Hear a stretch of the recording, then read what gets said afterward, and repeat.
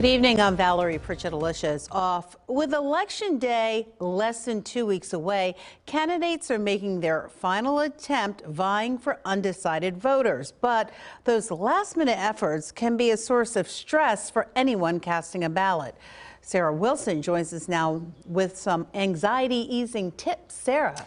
Valerie, it's called election stress disorder. Yes, it is a real thing, and it's actually fairly common. The good news, though, there are tools you can use to cope with it.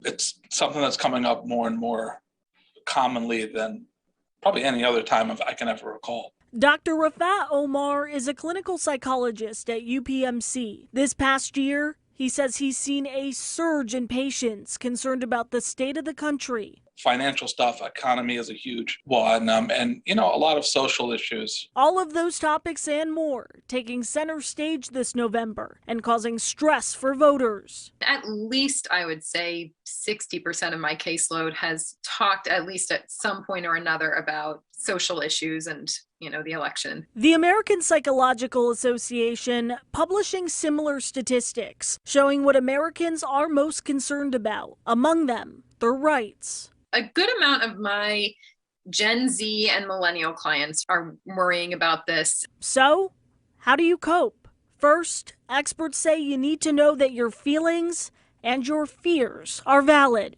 Then, go from there. I always tell people to turn to the things that are the closest to your heart, things that bring you peace and joy and comfort. For some, that can be meditation. A lot of my clients first balk at the term. They're like, no, that means I have to turn my brain off, or I have to reach this Zen state where that it seems very unachievable.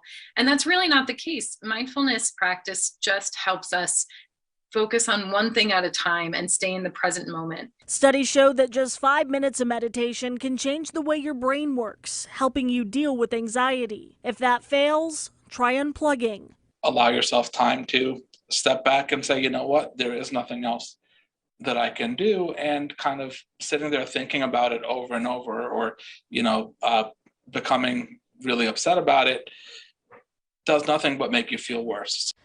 Another tip, try focusing on only one thing at a time. For example, if you're watching TV, don't go on your phone. We're all guilty of this, but experts say doing two things at once, even if they are supposed to be relaxing, can actually stress you out more. In the studio, Sarah Wilson, ABC 27 News. Valerie?